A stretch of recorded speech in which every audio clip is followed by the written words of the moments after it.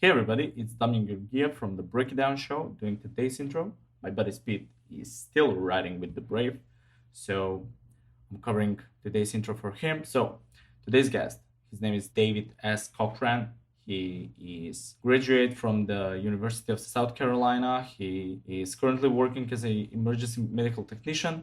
He was away for 5 weeks working for the Federal Emergency Management Agency in New York City and South Texas, and he was working 16 hours a day, every day for pandemic relief efforts. So don't miss this one. Enjoy the episode. What else? Sport, Save the Brave. As I said, my buddy Pete is riding with the Brave.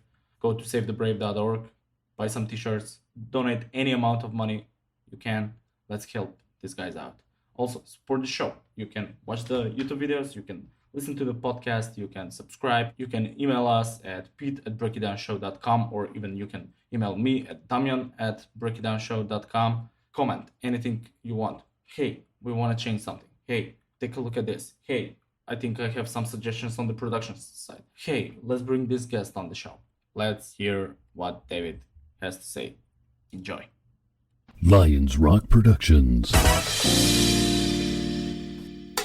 This is Jay This Moore. is Greg Proops. This is Jordan Harbinger. This is Dexter from The Offspring. This is Nathan This is East. Sebastian Younger. This is Rick This Morana. is Stuart Copeland. This is Mick Gillette. This is Andy Summers. Hey, this is Skunk Baxter. This is Gabby Reese. This is Rob Bell. Hey, this is John Leon Guerrero. Hey, and this is Pete A. Turner. How's it going? This is David S. Cochran, and you're watching the Break It Down Show. And now, the Break It Down Show with John Leon Guerrero and Pete A. Turner. David's got a little construction on his end. We got a puppy dog in our back door, a neighbor that is learning how to use its voice. So we may get some barking and some drilling and everything. But I think ultimately David will be all right. This is sort of the modern way that we do these things, is by getting it done, getting it in. I'm in a tent in my backyard, for crying out loud, trying to keep out of the house because my girlfriend's doing something on the other part of the wireless. You know, it's just the modern world. I also have airplanes flying overhead as they land at John Wayne Airport. What part of the world are you from? Philadelphia, city of brotherly love. Yes, indeed. How come you guys are such crap fans? Why are you guys so horrible to people in that city? Is the brotherly love like this animosity-driven love? Hey, I am a diehard Eagles fan. I bleed green, and we get a little out of hand, but it's passion. It's passion that drives us. I love it. Wait, what city are you from? I'm from the Bay Area up north, but I live down in Orange County now, where it's just a little bit more perfecter, in terms of like weather and things. So, yeah, just a bit. Yeah. It's nice down here. How was the weather right now? Is it cold up there? Yeah, we've had like 40 inches of snow so far this year. Actually, it's 65 and sunny today. So, yeah. Oh, okay. Well, you got us, Pete. It's not quite 65 yet, but it will be soon. That's nice, man. Nice. So we're not here just to talk about the weather. You are you're an interesting cat. You've written a couple of books, and you deal with folks who do hard things, whether it's firefighting or EMS type things. Let's talk a little bit about your background and how you got into this spot, and then what pushed you to start writing some of these stories, because that's if there's a big leap, it's going from that world into writing books about it. Yep. Yeah. So quick background about myself. I graduated from the University of South Carolina. Go Cox. Not too good lately with sports, but after that, I wanted to pursue a career in medicine, particularly pediatric emergency medicine. So I figured becoming an EMT would be a great way to get my foot in the doorway, kind of get my feet wet with that emergency medical services and whatnot. So I worked for about 3 years now, and then I was offered a position on the National Emergency Response Team, which is contracted with FEMA. So we are deployed whenever there's a natural disaster, be it a hurricane, forest fire, blizzard, and obviously a pandemic. So we have to keep a bag packed constantly, and we get the call, and within an hour, we're heading to that disaster zone. Yeah, let's talk a little bit about that, because being deployed and providing aid, that's sort of where our knowledge stops on this topic. So something jumps off, there's a hurricane. Are you deployed in advance, like once the president declares emergency, or what trips that wire for you guys to get to motion? Yeah, so obviously the president will call the emergency, but then storms are a pretty cookie cutter type thing. We can pinpoint where the storm's coming, when it's going to hit. So usually when it's like 3 days out, they'll be like, all right, prep your bags, get ready. We're going to fly down and drive you depending where it's going to hit. And we'll set up our base right outside of that disaster zone. So as soon as the storm hits, we can go in.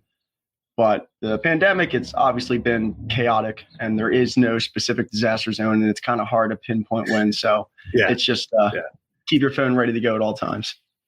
Yeah, it's stretching the abilities of emergency management across the entire spectrum. Let's focus a little bit more on being deployable and mobile, because I've been on a 1 hour recall before and everything, and you can kind of live your life that way. I mean, you've got your bags packed and you're like cognizant of like, okay, I'm 60 miles away. I can't really go to this party, or, you try to stay close to home, but that's an indefinite thing. You can't just do that permanently. So what are your guys' instructions? How do you live day to day? I mean, if it's during hurricane season, you can get called up, you got 3 days, but there's so many different times when you don't have that luxury. How ready is ready for you guys? As ready as a duffel bag. I have a gym bag in my car at all times with 3 rolls of toilet paper, a towel, change of uniforms, and toothpaste, toothbrush, and that's it. Because when we're out there, we'll probably go. Sometimes you go a week, even 2 weeks without showering. Because usually, especially with a hurricane, you're just kind of put into like a abandoned like warehouse. So there's no electricity, no running water. You have to wait for the shower truck to come around. Whenever that may be. Although that shower truck, sweet showers. I mean, literally one of the best showers of my life was along the Sava River. And oh my God, it was warm. It was powerful. It was so great. I love it. Yeah, no, it's funny. It's a hard life living like that, though. So are you on a contract where you're only getting paid when you deploy, or are you constantly getting paid? I mean, because to be in a state of readiness like that is for them kind of work. Like, you have a bag, you're ready to go, you're prepared to live on the very edge of survival when you push forward. How does that work for you? Yeah. So day to day, it's my company itself. So I get paid through, it's a private company actually. So typically work in Philadelphia. And then as soon as FEMA sounds the alarm, my pay shifts to the government. Not sure how exactly to do that. And then I receive my checks from the government until I return back from my deployment, whether it be 4 weeks, 6 weeks, 2 months, whatever. And then that deployed status, I mean, every deployment's different. Every catastrophe that you service is different. But what does a day look like for someone like you? I mean, you wake up at when, you do what, and then you go to bed when? So I guess New York City is a good example. So New York City was the first deployment we had when the world was coming to an end back in March for about 6 weeks. So every day I started my day at 6 a.m., reported to the base by 7 a.m. I was out on the streets until give or take like 10, 11 p.m. Head back, take a quick shower, sleep, and start. It was like Groundhog Day. It was like that for 47 days straight, not a single day off. How long are the days? Days, they range. For New York, you had some people doing 12 hours every day. I was doing 16 hours every day, and others were doing 24 on, 12 off, 24 on, 12 off for, like I said, those 2 months. So it was. And then how's the chow? Are you guys brought hot meals, or are they brought in from restaurants? How do you guys get fed? I mean, these are things that people don't think about, but as a guy that's been deployed, you're like, where's that Miramite full of chow? I don't care if it's shitty eggs. I'm starving. I love you asked that, because our first night there was so chaotic because, like I said, no one really knows what to do. There's no playbook on how to deal with this pandemic. So our first night there, we were so out of sorts that our dinner was a cold cheeseburger with a slice of cheese and no bun. No nothing. So that was our dinner. But now, as time went on, luckily there's some local Italian restaurants by the base that were donating food like pizzas and sandwiches every day. So really grateful for that. But you're right, though. Like, especially early when not everything's sorted out. Like in the Army, we get like cases of food brought to us. And granted, it's hot, but those eggs, they're green. And they're not green because they're not good for you. But I'm positive you've eaten green eggs before and you were thankful for it. You're like, just give me some hot sauce. Let's choke this down. I'm not here to enjoy this. I'm just here to feed the machine. Yep. Oh yeah. Yeah. It's just I'll take any bit of food I can get, and that's part of the reason why they tell us to pack. Not getting a little too graphic, anti diarrhea pills. Just Yeah. keep Yeah. keep you dry. No, that's not graphic. It's a fact of life. I mean, you might have any number of supplements that you bring, in a tray because you don't know what you're going to have. You might have to bring salt tablets. You might have to bring, you just don't know. And then if you get pushed further away from the mothership, which is already chaos, as you know, I'm even further out. I'm out here on the edge of the bayou helping bayou folks get whatever they need, their water and everything else. Your resources are even more limited, more austere. And this is in America. Yeah, and that's the craziest part. For one of the hurricanes, we had to pack anti-venom. Don't know why, but we found ourselves in waist-deep water and creeks with 2 armed soldiers with shotguns on either side of us to protect us from gators while we looked for bodies in the water. Like, we had no idea we were going to be getting into that till we got there. This is why we need to be thankful for folks like you who go out and do this, because you're looking for bodies. And I always say to put the Guard, any kind of National Guard element in America with rounds, it's extraordinarily rare that happens. They don't go around patrolling and killing people as much as we want that to be the case. It's not. So when they are, even just to have, like, you're allowed to have shotgun shells, you're only allowed to shoot snakes. Like, that's what the command is going to be. It's going to be so razor thin on what you're allowed to do. They wouldn't even be able to point that thing at anybody. Like, that's how crazy the rules can be for the Guard. Yeah. No, yeah, it's crazy. Yeah. I heard a story about one of them actually had to fire off at a gator. I don't know if he killed it, but he definitely scared it off. But then the other guy got bit in the leg by a water moccasin. Dragged his body out. Anti-venom came in clutch. Like, no one prepares you for that when you're going to relieve this disaster area. Okay, so let's back up further in your time, Lyndon. Yeah, no one prepares you for these things. Like when I was a spy, yes, you get some training, but nothing that you got trained on matters at all when you're really doing the job. You're like, God, no one even told me about this. No one told me to read this book. How different was your A-point reality of, okay, I'm qualified to go do this, to the very first time you went and deployed?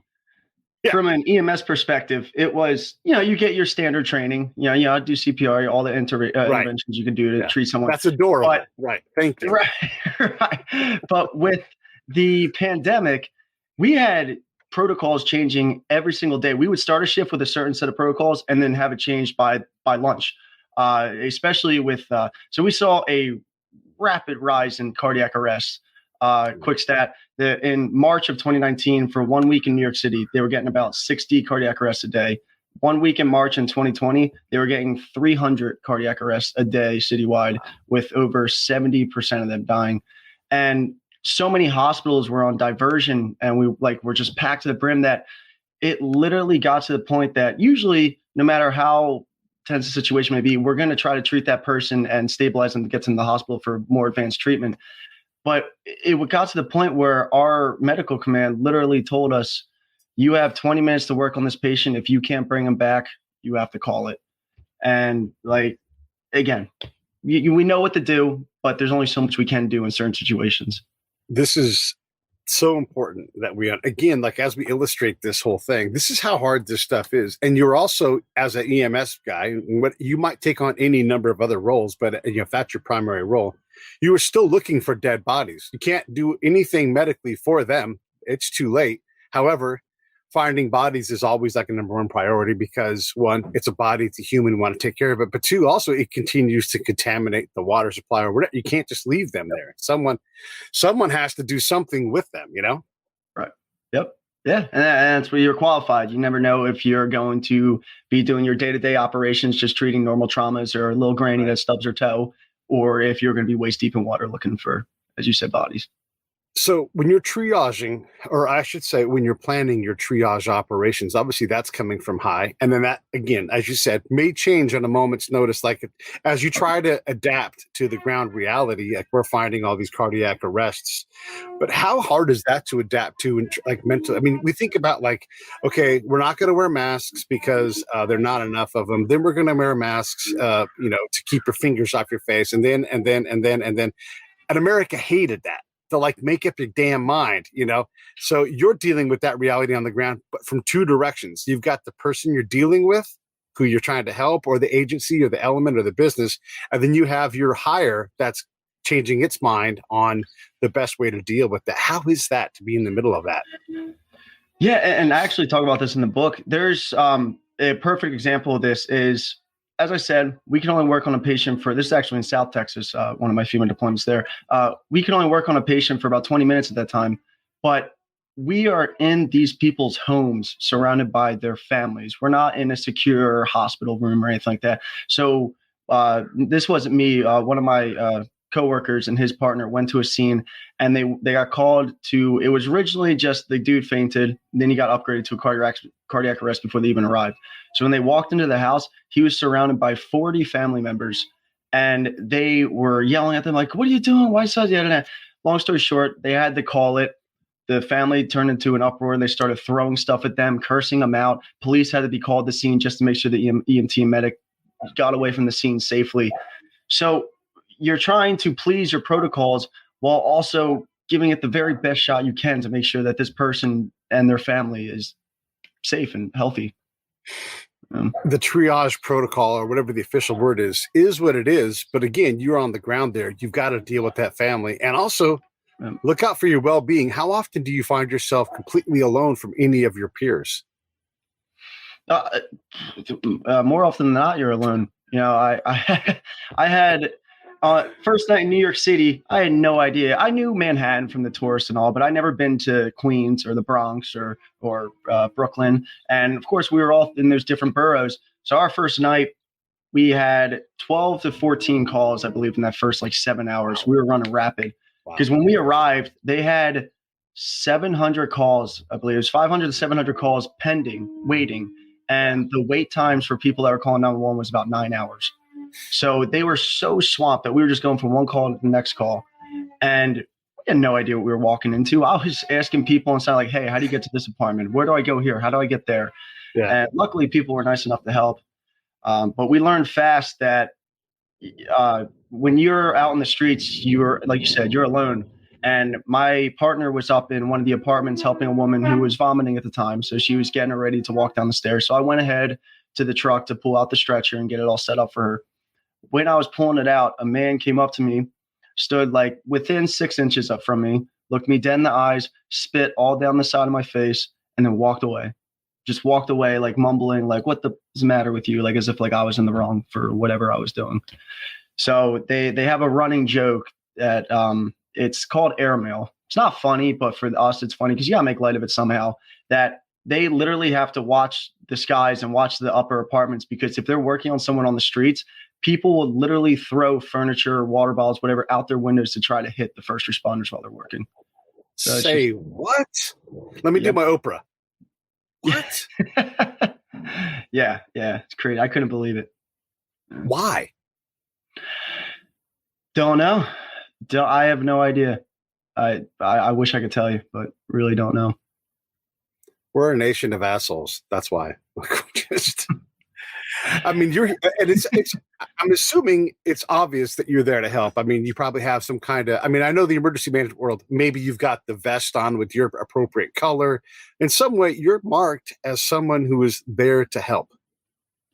Yeah. And just, it's actually when you brought up the vest, they're now issuing more and more bulletproof vests, because there was a strain. I don't know if it's still an issue, but there was a period in time. I'm in a reflective vest, like the team vest that they have. But you're right. You need a plate carrier because you don't know. People are in distress, and you can't assume that you're going to be well after the end of the day. You just can't. Yeah, no. Like I said, there was a strain of calls where EMTs were showing up to false calls just to get mugged and shot. There was a couple of EMTs that were shot, killed because they responded to a fake call, and they walked into the apartment, never walked out again. So they're starting to issue more things. And my third or fourth night in New York City, when I was loading up a patient in the truck, literally 1 block behind me, there was a drive-by shooting, and the Charger came rocketing by me right after. So just, you never know. And then, and this is the point, I'm sticking on this ground truth reality stuff. And then after that happens, someone hucks an office chair at you, you laugh because it misses you and the person that you're helping. You get them swatted on the ass and into an ambulance or back into whatever it is. Whoop, right on to the next call. Yeah. No time for I mean, you can brush shit off yourself, and then it's like, who needs help next? Because I don't know how many of you there are in the case of having 700 calls, but I promise everybody it's not nearly enough. I mean, it's not. It's. I bet. What would you say? Are you half staffed before you'd actually need to deal with that many people? Yeah, so I'm just throwing out some numbers that they gave me throughout my deployment. So the stations were about 22% less staffed than usual because the virus, they would have to be mandatory out for 2 weeks if they tested positive. Then on top of that, the normal call that a normal crew ambulance would run each day was about 6 to 8. We were running 12 to 14 every day for weeks on end.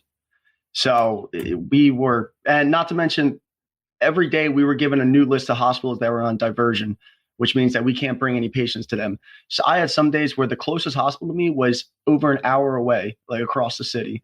So you have to keep these people stable, get them an hour away to the hospital, and immediately clear up to get to your next call.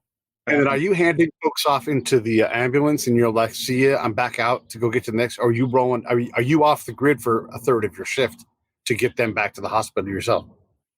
Ideally, they wanted us back on the streets as quickly as possible. But the earlier stages of it, like I said, the hospitals were so swamped that wait times to get the patient into the ER was I think some crews had to wait 7 hours. And the longest I had to wait was 4 hours. So we were off the streets for 4 hours, which just made the workload even harder for those who were still in the streets. And there were some hospitals that were so backed up that they had to convert our ambulances into additional rooms. So we would back our ambulance up and they would just slap a number on and be like, all right, this is room 22, room 23. And we weren't allowed to leave until that patient was good to either get brought into the hospital or get released. So.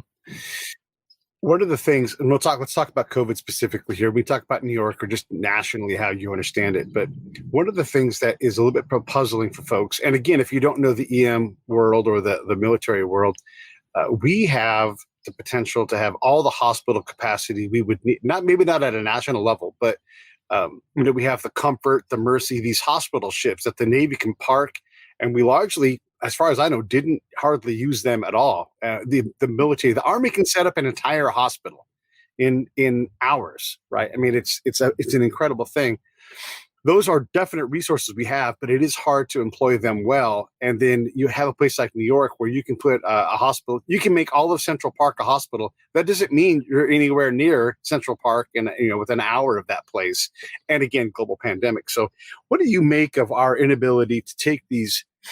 It's such a story. It's so sensational when we deploy these things. And I'm going to bring up an example here in a minute after you answer this, but when we look at that, we have these hospital ships that are wonderfully capable. Maybe it's not the right tool in a pandemic. Maybe it is, who knows? But a field tent filled with patients, even if it's at 20% capacity to spread everybody out, we can find an open field and every high school in New York could have one. Why did we struggle with capacity when we have all of this potential capacity ready to go? Yeah, so from my end of it, so we had strike teams and task force. Task forces were in charge of 911, so I was a task force. So I was on the streets running 911. But strike teams, so these additional resources we had, like that Navy ship that came in and the tents that were set up in Central Park, and then again in Texas when they added additional things. The strike teams, like I said, there was no playbook on how to handle this, so we were all learning on the fly. And although we had those resources, it had to be logistically thought out, and they only had days, even hours at some points to figure out what they wanted to do. So they ran with the idea that we're going to take every COVID positive patient to the ship it was every non-COVID patient to the ship. But then within literally, I think it was 18 hours, there was 3 positive COVIDs on the ship. So it just completely destroyed that plan, and they had to start from scratch. And then they tried adding more COVID patients to it, but then the hospitals were COVID, and it was just both COVID. So there's nowhere to put the stable patients who weren't positive. We had the resources. It was just so hard to figure it all out. And I think I did hear the ship ended up leaving, only being used maybe max like 30% the whole time, which I didn't know until it left. Yeah.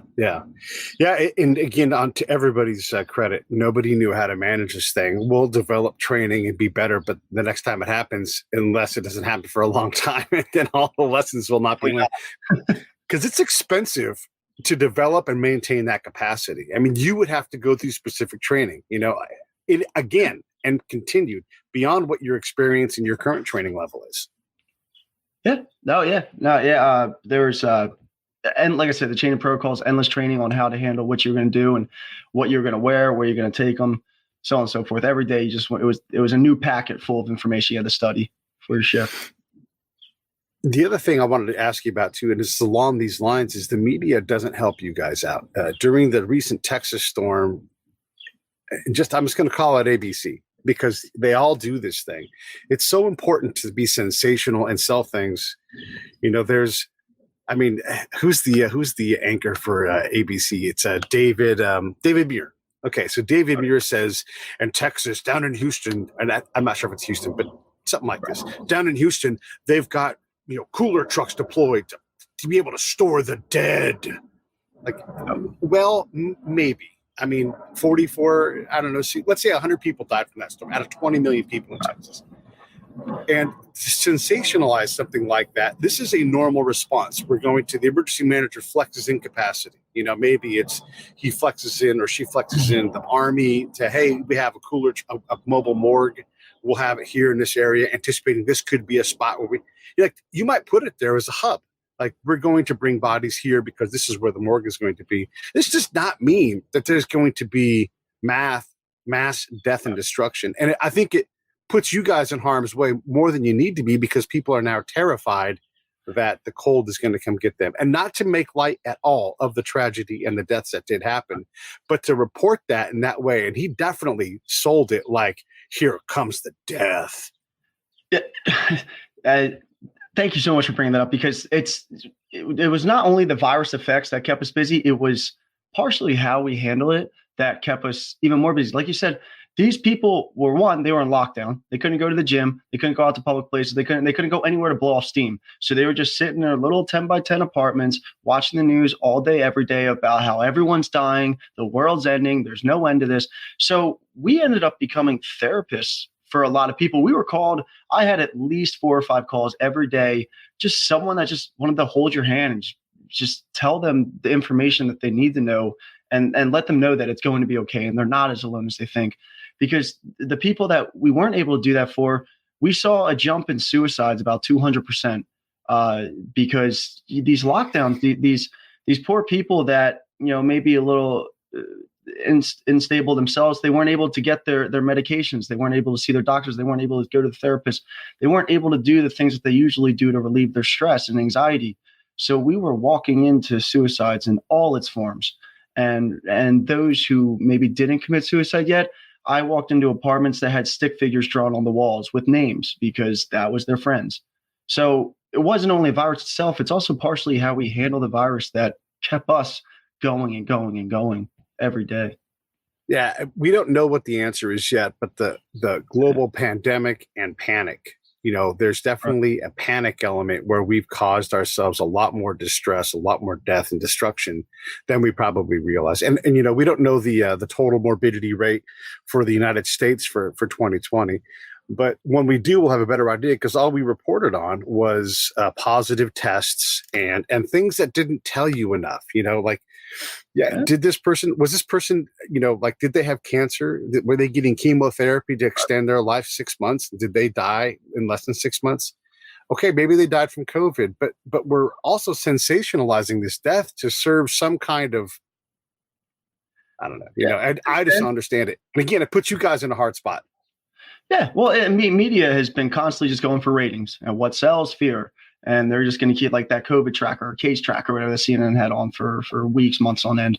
And yes. I don't know how true this is, but I've been hearing from different medical professionals that a lot of these COVID tests that they were releasing were popping positive for a single cell, the tiniest bit of the virus in the system, and to the sense that it was literally impossible to transmit to someone else. But the test was picking it up. So there were some positives out there that weren't truly positives. So like you said, there's no way to tell what the actual numbers were, and I don't think there ever will be a way to tell what the true numbers were. Right? And to be fair, everybody was incented to be positive, and if you give a business an opportunity to make money by just simply saying, yeah, they're positive for COVID. No one's going to come back and check. And yeah, let's not get too much into that now. I'm not get too distracted by that, but I definitely wanted to spend some time just illustrating how challenging it is to be someone like you or to run a team of yous, and how there's never enough of yous to go out and deal with these things. We're using the pandemic in this case, but it could be a forest fire. It could be earthquake recovery. It could be anything. And you walk in and yes, you're EMS guy, but there's also a lot of other disciplines that are there as part of the same team. How could you even put your hands around how many other disciplines besides just emergency medical services there? I mean, who else is at these scenes doing active on the ground, human engagement? Oh yeah, it goes well beyond EMS. Every call we went on, you had the fire departments involved, you had PD involved, National Guard in some cases were involved. There's so many pieces that go into this, is just working on the scenes. And like I said, we had no idea what we were dealing with. We had no equipment for some of these calls. So it was kind of nerve-wracking to orchestrate how we want to go about this while also remaining safe.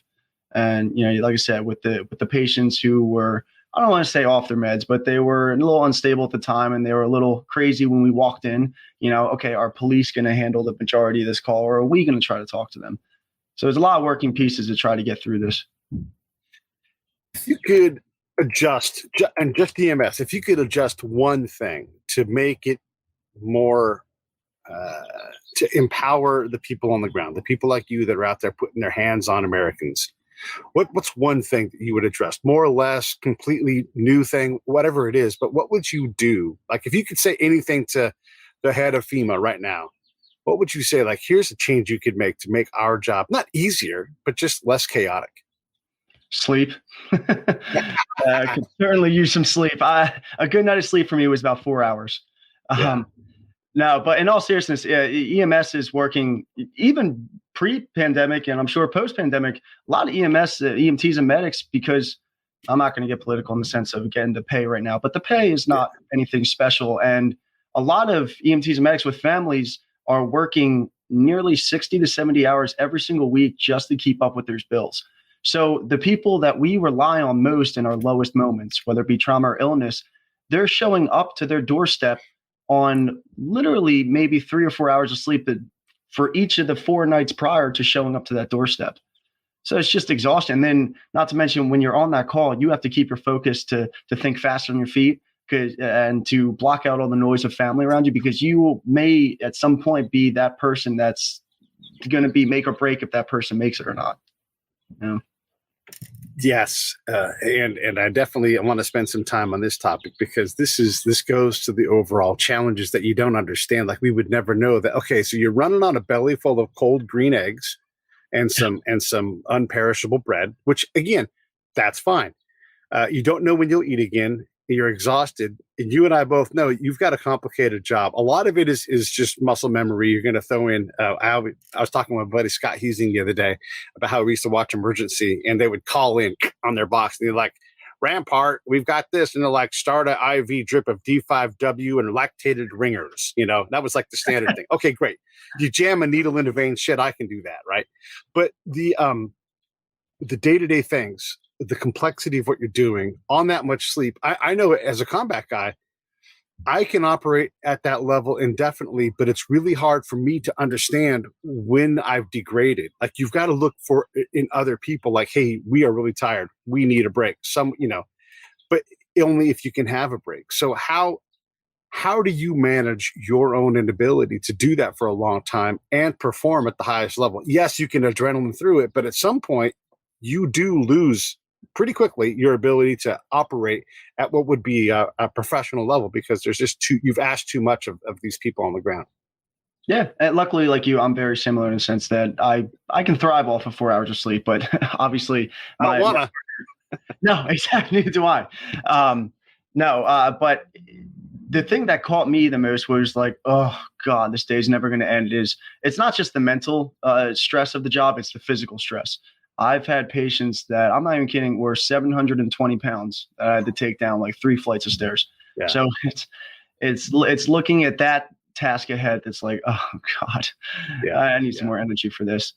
Let me just jump in, because there's some great color here. So, every night we would go out and patrol in Baghdad. And I patrolled so much, I wore out my body armor. One day the plate just fell out. And I don't know where it fell out, but it fell out because the Velcro was done.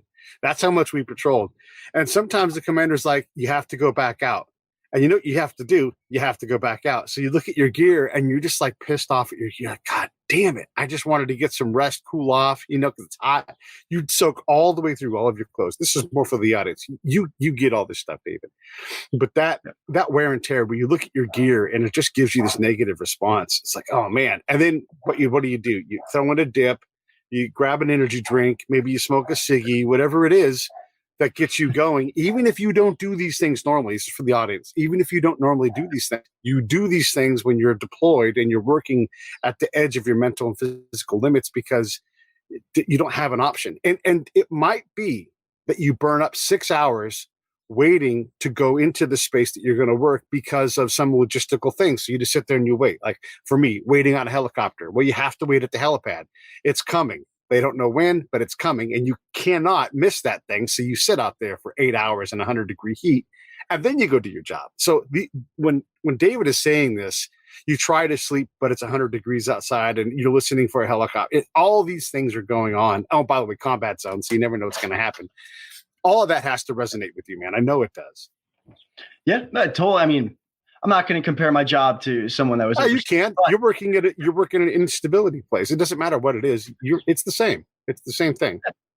Yeah. Yes. And it's funny you said the 100 degrees. When I was in South Texas, it was the heart of August. So we were in a gown, N95, goggles, gloves. We were basically wearing a winter outfit. And there was one day it was 118 degrees, at least like the heat index or what it felt like was. So we were working on this patient outside for an hour. And when I took my mask off, I could have filled half a glass with my sweat, it just dripping out off my face. So we had, I think I downed like 4 water bottles immediately after that call. So it was so hard to keep going for that hour because this was a lot of physically like working around, running around, grabbing this, grabbing that, lifting. And it, like I said, it's battling the heat. But from the EMS standpoint, it's kind of nice because you see instant results from your work. So the thing that keeps us going is, yes, I'm hurting right now. I'm mentally drained. But if I can bring a smile to this person's face, then I know that what I'm doing is making a difference. And as long as I can stay strong, then they can stay strong through what they're dealing with. Another thing that people don't realize about these kind of environments, they have a thing called a wet bulb test for people who don't know this thing. And it's a way to manage how hard you should work in the environment you're giving. Now, granted, it doesn't really work in a desert because there's no humidity there. But like in an environment like you're describing, you're required to drink a certain amount of fluid and only work and rest at a certain pace. None of that matters when you're actually doing the job for real and people's lives are on the line. Yeah. So in that case, you'd be at a heat category 5+, which means that you should be working about 10 minutes in an hour and the rest of the time in the shade trying to cool off. But it's not reality. And so, I mean, have you, and I'm just fishing here, maybe I don't have this down, but have you ever had to continue to work? You're like, I'm going to throw an IV in so I can continue to hydrate. Because, in some scenarios, you've got to drink 5 gallons of water a day and you still can't maintain your level of hydration, which you desperately need to maintain your ability to do it. Have you ever just thrown an IV and just kept working? Unfortunately, on those, we weren't able to because equipment was pretty scarce. But okay. I would be lying if I haven't met people that it's like, even if it was like, a rougher night the night before at the bar or something like that, kind of like get them through it, give them a little IV. Not that that's professional or anything like that. Right. I never did that. But there's definitely times where it's just like, I need some help and the medics will help EMTs will help medics to try to help each other get through it. Because we had to, my partner and I had to help each other because when we were down in Texas, it was immediately following a hurricane. We were there for hurricane relief for the first 4 days and then shifted to COVID. But the hurricane brought 18 inches of rain. So there was mass flooding everywhere. So as soon as the storm passed, it was just stale water, which led to a rapid increase of mosquitoes, hatchings or whatever. Yep. Yep. And not only were we battling the heat, but we were literally getting eaten alive. All the stores were sold out of the mosquito bug spray or anything like that. So we were being eaten alive. So when we returned back to base, my partner was bleeding from a few of the bites that he had.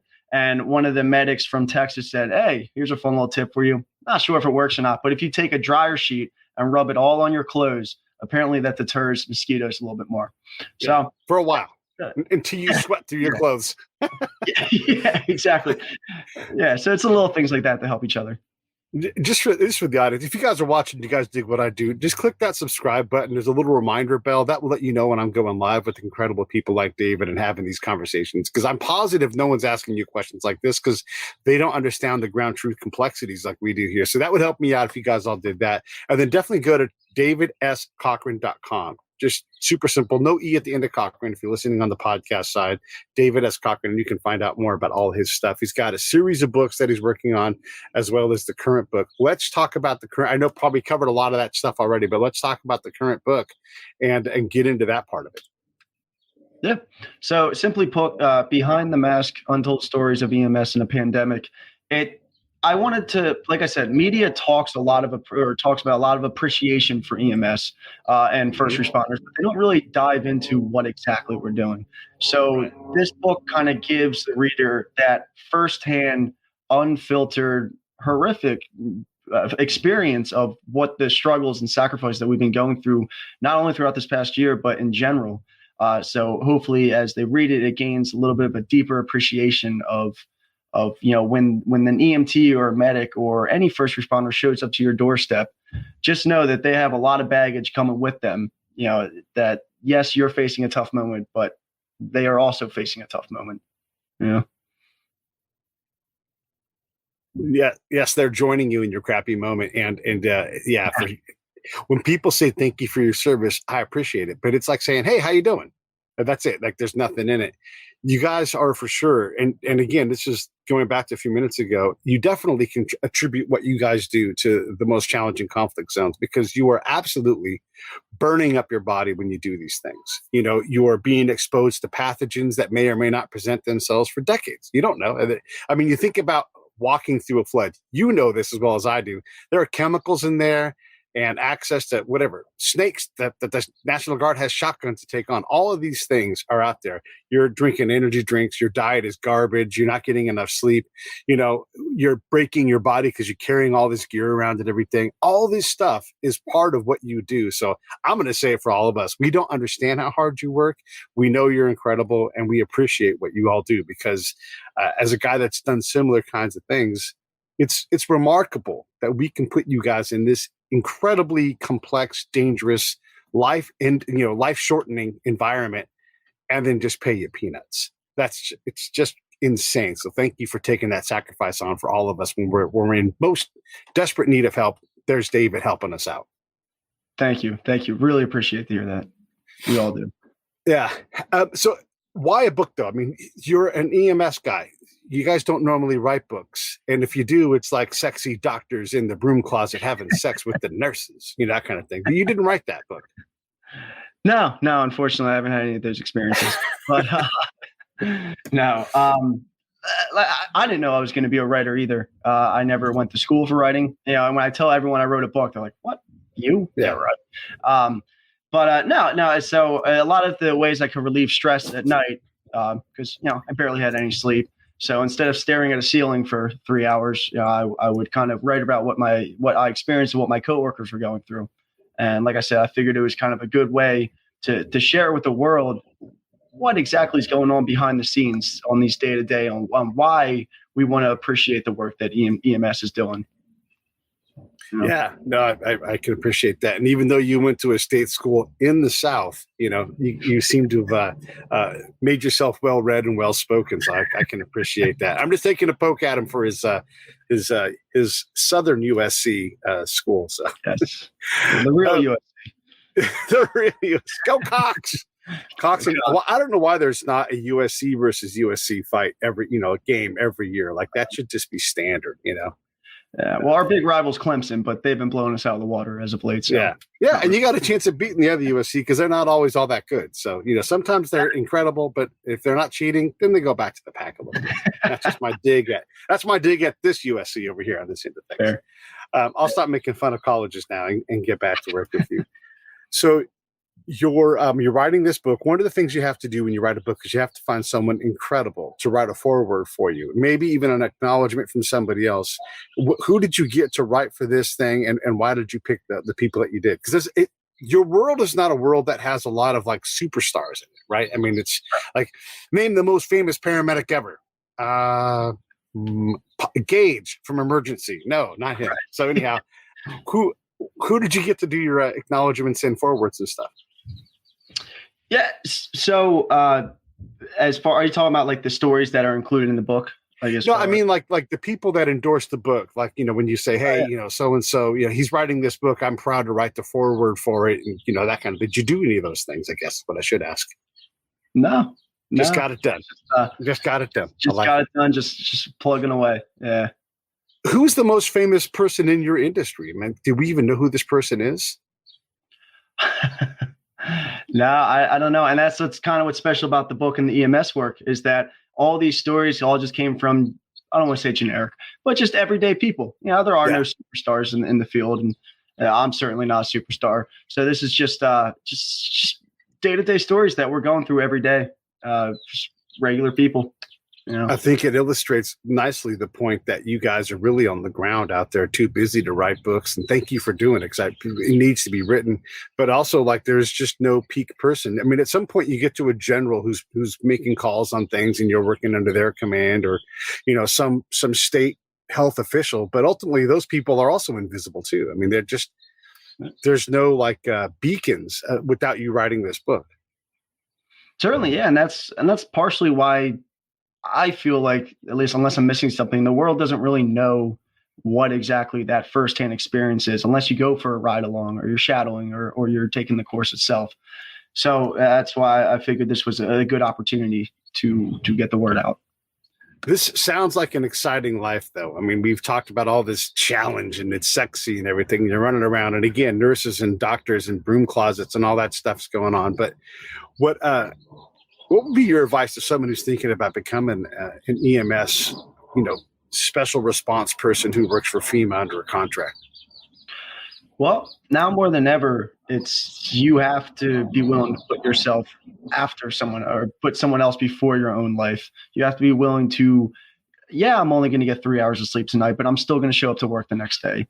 Or, I'm not going to eat for an extended period of time, but I'm still going to be there for that person when they need me. Not to mention, when you're on the call itself, you need to be able to think fast. And their relative may be yelling in my back ear, but I have to block that out because I need to put his or her priorities before anyone else's. And and not to mention the physical work side of it too. You're going to show up to someone who is a little overweight, but you can't look at them and be like, no, I'm not doing this. You know, you have to power through whatever you're facing.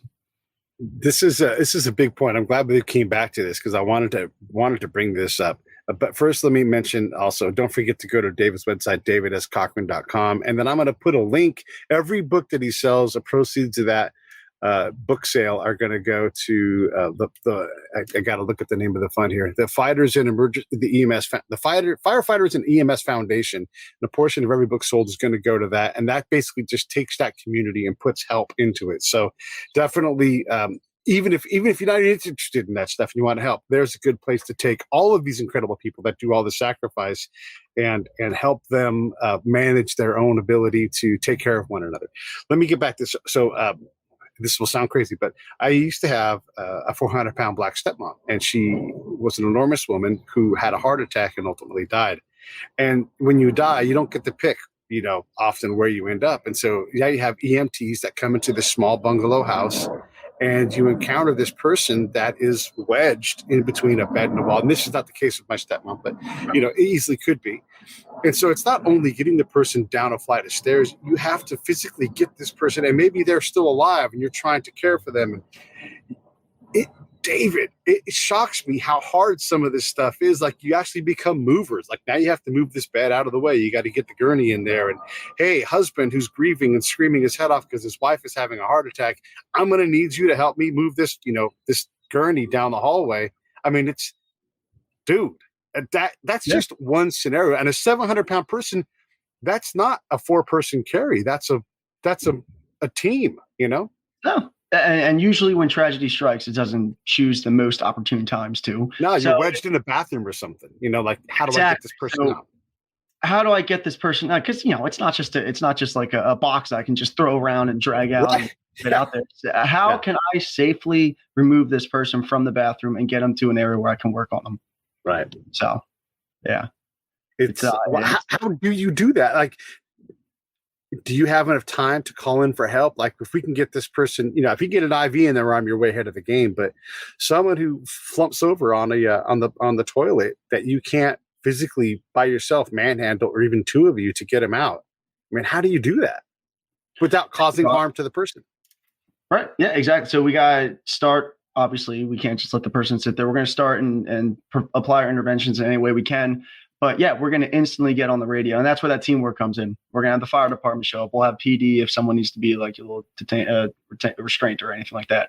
So, obviously we can't just sit there and be like, man, I'm sorry. We're going to have to, wait 20 minutes. How you feeling? But, and also like, hey, watch out. Here comes Ted, the firefighter. He's going to take an axe to your doorway and he's going to make it bigger, or whatever it is. I mean, because that stuff's all not even secondary. It's tertiary at best. You have to get this person to help. That's what everybody wants, but it's not necessarily going to be pretty, Right. Yeah. No. And we've been yelled at like, "Oh, you broke my door hinge," or "Oh, you broke my railing." Like, okay, I sure did. Your mom is unconscious right now. We're trying to get her so that you have a mom by the end of the day. So like, it's just a lot of little things you got to overlook when you're on these calls. No, it's such thankless work, man. It's so crazy. It's bananas. What state does the best with emergency management in terms of EMS? Like, because there's states that do it better than others.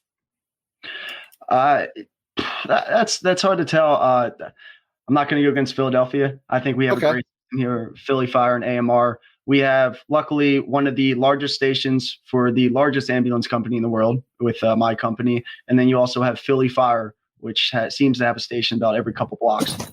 We're pretty on top of it. Not to mention the medicals. We have, I think, at least 12, 13 different hospitals in the Philadelphia region that we can get to. So it's I like what we're doing here. I got to give a shout out to Las Vegas Fire. And I mean, Las Vegas, like on the Strip, they have a unique fire department there with unique problems. And I happened to be there for a fire that broke out in one of the hotels on the Strip. And I could see the whole thing happen. And within, I'm going to say seconds, they were out of the building, in the truck. They drove not very far at all, like literally like to the next building. And then that fire was out 20 minutes. I mean, just incredible. I mean, if you guys don't know about Vegas, just getting from your room to the bar can take 20 minutes. And these dudes worked it. I mean, it was impressive. They were on top of it, and man, and I imagine they have to be that fast, because if that thing gets going, it's a horrible, horrible outcome otherwise. Okay, let's talk a little bit about the foundation and what they do specifically. I alluded to it earlier and talked about how your book is going to contribute to it, but let's talk a little bit about that. Yeah, so it's the Firefighters and EMS Foundation. So I plan to donate a portion of every book sold to this foundation, because they're a foundation that has hit some tough times. They're not really getting the funding that they used to. And they're kind of on the brink of just shutting down shop and being like, we unfortunately can't help out. So I'm trying to partner with them to get them going again, because they use their funds. 100% of their funds goes solely towards helping first responders who may have been hit with a sudden medical issue that they can't fully afford. So they provide medical relief in the shape of $10,000, $20,000 if need be, to help them get back on their feet and help their family until they're able to get back to work again. Yeah, this is a good effort. This is a good charity. I mean, you guys are doing things. And let me just tell you, if they're doing 100%, it's because these guys care about it. They're putting a lot of their life and effort into it, and they can definitely use our support. If you're inclined to help out the fire and EMS folks, this is a good place. I can just vouch for it right now, because you don't go 100% on your – that means someone's eating cost every month, and we can all do better at helping them. Can you really quick, before we run out of time, tell us about your book series that you're doing as well, too? I want to shine some light on that, because I think it's a pretty cool I appreciate what you're doing. And this is fiction-based, right? Yes, this is fiction-based. This is kind of how I started writing first. And it just happened to be either poor timing or great timing that, so anyway, I'll just talk about the book first. So the book is Brothers at War, Corrupt Nation. It's the first of what's going to be a 5-book fictional series. Yep. And it runs with the idea of, what if all 50 states were to secede from the federal government to run under their own state law? So governors become presidents, state lines become country borders. But naturally, a transition like that isn't going to come with ease. There's going to be territorial disputes that will lead to battles. There are going to be failing economies, different trades, and there's going to be foreign players that come into the series as it goes on. So I say that it was kind of poor timing, but great timing, because the first 3 chapters indirectly lined up with exactly of how the month of November played out with our political system, as far as the riots and the divide and the chaos leading all the way up to inauguration. So it's been a fun series that I've been working on. I put it today, as things stand right now, I put it at 65% that the nation is not in the current configuration in the next 5 years. That's where I put it right now. We'll see what happens. But I think enough people want to get away from each other that we're going to find ways to hopefully peaceably do that. And hopefully we do a better job of getting along so we can stay the same great nation that we are. But boy, there's a lot of conflict out there. It's a tough world right now. That's like sure. You said, it's a good time to write that kind of a book, though. All right. So anything else you want to get into at all before we wrap this thing up? No, I think we covered everything. Also, if you don't want to go to my website, all my books are available for purchase directly on Amazon as well, in ebook and paper book form. And also, if you don't want to purchase a book, you can also go on my website. There's a link directly to the donation page for that EMS Foundation to make a direct donation if you'd like. Yeah, and definitely, support. I'll put the link into the show notes for the book to go to get David's books. And if you go through that Amazon link, it helps us out, of course. And just in general, look, David's doing good work. I appreciate what you're doing, and you're taking the time to come and talk to us. This is one of the things I love about the folks that go on the ground. We've had people from the Guard on the show talking about it. We get so riled up about, hey, there's tanks on trains. The Army's getting ready to invade Philadelphia. And it's like, nah, just relax. We're just moving tanks from here to there. Chill out. We got an exercise. The National Guard isn't in the business of shooting Americans. That's just not a real thing. Let these folks work. And also understand that emergency managers have to flex in resources. Maybe they don't even need that resource, but they need to get it into the area, and get it out of the federal warehouse where it's kept or whatever. And it doesn't do any good if it's sitting there. Then it takes 24 hours to get. So they bring these resources. It doesn't mean that we necessarily need it. It's a lot of these things are just in cases. There's a plan. People are doing their best to mitigate harm. Let's not spread fear as our default. All right, that's my rant. Exactly. It's like, this drives me crazy, Dave. Hey, that's social media. Everyone has an opinion, and as soon as they see one thing, everyone's going to run with it, whether it's good or bad. All right, brother. Let me run this video. Stand by. We'll wrap this thing up.